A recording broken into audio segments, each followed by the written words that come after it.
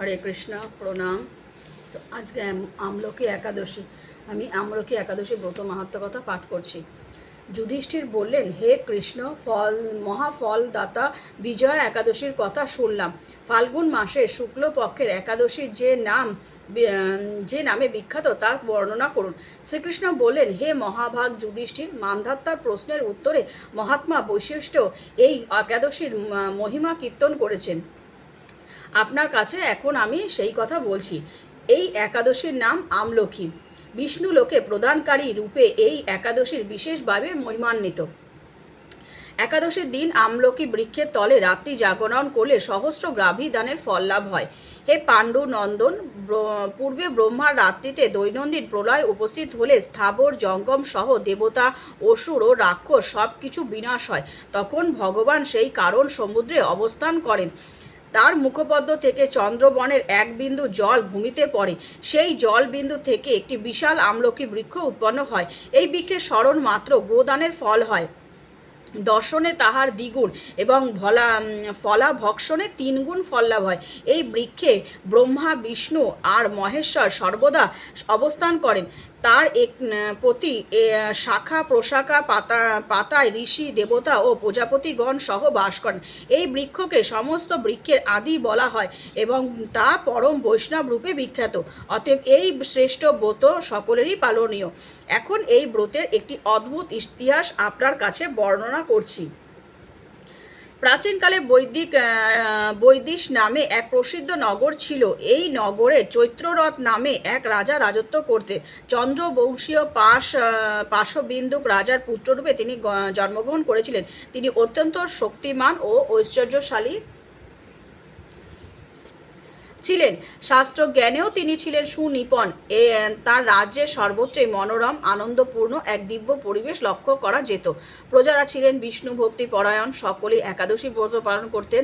তার রাজ্যে কোনো অভাব অমঙ্গল ছিল না। এইভাবে প্রজাদের নিয়ে রাজা চৈত্ররথ সুখে দিন যাপন করতে থাকেন।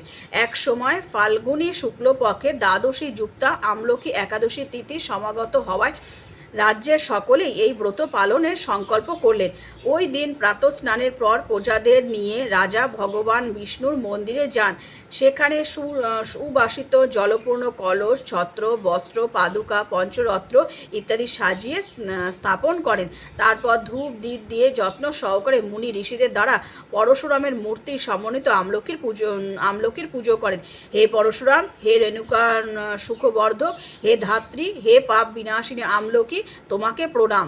আমার অর্ঘ্য জল গ্রহণ করো। এইভাবে দিনে যথাবিধি পুজো স্তবস্তুতি নৃত্যগীত করে রাজা ভক্তি ভরে বিষ্ণু মন্দিরে রাত্রি জাগরণ করতে লাগলেন। এমন সময় দৈবযোগে এক ব্যাধ সেখানে উপস্থিত হয়। পূজার সামগ্রী সহ বহু ব্যক্তিকে একত্রে রাত্রি জাগরণ করতে দেখে সে কৌতূহলাক্রান্ত হলো। সে ভাবল, এসব কি ব্যাপার। বিষ্ণু মন্দিরে প্রবেশ করে সে বসে পড়ল। কলসের ওপরে স্থাপিত বিষ্ণুমূর্তি দর্শন করলো। ভগবান বিষ্ণু এবং একাদশীর মাহাত্ম্য সে মনোযোগ দিয়ে শুনল। সারাদিন ওই ব্যাধ কিছুই আহার করেনি। এইভাবে ক্ষুধায় কাতর হয়ে সেখানে সে রাত্রি জাগরণ করলো। পরদিন প্রজা সহ রাজা নগরের দিকে যাত্রা করলেন। সেই ব্যাধও তার গৃহে ফিরে এলেন। এরপর এক সময় ব্যাধির মৃত্যু হলো। একাদশীতে রাত্রি জাগরণের ব্রত প্রভাবে সেই ব্যাধ পরবর্তী জন্মে এক রাজ্যের অধীশ্বর রূপে নিযুক্ত হলো। জয়ন্তী নামে এক নগর ছিল, সেখানে বিদুরথ নামে এক রাজা বসবাস করতেন। ওই ব্যাধ বিদুরথ রাজার মহাবলী পুত্ররূপে জন্মগ্রহণ করলেন। তার নাম হয় বসুরথ। 1,00,000 গ্রামের আধিপত্য তিনি লাভ করেন। তিনি ছিলেন সূর্যের মতন তেজস্বী, চন্দ্রের মতন কান্তিমান এবং পৃথিবীর মতন ক্ষমাশীল। বিভিন্ন সদ্গুণে ভূষিত বসুরথ পরম বিষ্ণু ভক্তি পরায়ণ হন। এই মহাদাতা রাজার একবার শিকার করতে গিয়ে পথ ভুলে যান। গভীর জঙ্গলের মধ্যে ক্ষুধায় পীড়িত হয়ে তিনি ক্লান্তিবশত শুয়ে পড়েন। এমন সময় কতগুলি পর্বত নিবাসী ম্লেচ্ছ রাজার কাছে এসে নানাভাবে উৎপীড়ন করতে থাকে। রাজাকে তাদের শত্রু বলে মনে করে তারা তাকে হত্যা করতে চেষ্টা করে। পূর্বে এই রাজা আমাদের পিতা, মাতা, পুত্র, পৌত্র সবাইকে মেরে ফেলেছে, আমাদের গৃহ ছাড়া করেছে। এই রকম বলতে বলতে ম্লেচ্ছরা রাজাকে হত্যা করতে উদ্যত হয়।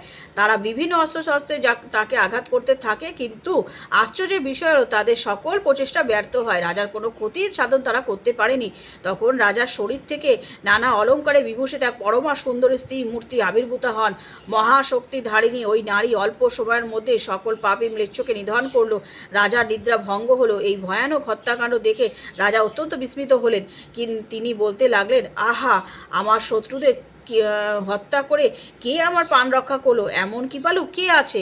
আমি তার প্রতি আমার কৃতজ্ঞতা প্রকাশ করছি। এমন সময় দৈববাণী হলো, ভগবান কেশব ব্যতীত শরণাগতকে রক্ষা করবার আর কে আছে? তিনিই শরণাগত পালক। দৈববাণী শুনে তিনি ভক্তিযুক্ত চিত্তে গৃহে ফিরে এলেন। তারপর প্রজার সহ মহাসুখে ইন্দ্রের মতো নিষ্কটং রাজ্য ভোগ করতে লাগলেন।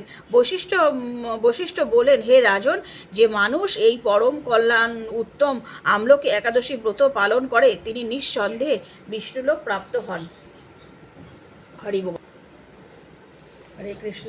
সকলের কাছে প্রার্থনা করি সকলে একাদশী ব্রত পালন করো এবং নিজের জীবনকে ধন্য করো। তো আজ হচ্ছে আমলকি একাদশী। আমি আমলকি একাদশী ব্রত মাত্র কথা পাঠ করলাম। তো এইগুলো দেখো, এগুলো হচ্ছে আমলকি, ভগবানের জন্য এনেছি, ভগবানকে নিবেদন করে প্রসাদ হিসেবে গ্রহণ করব। হরি বল। প্রণাম। ভুল ত্রুটি হলে ক্ষমা করবে।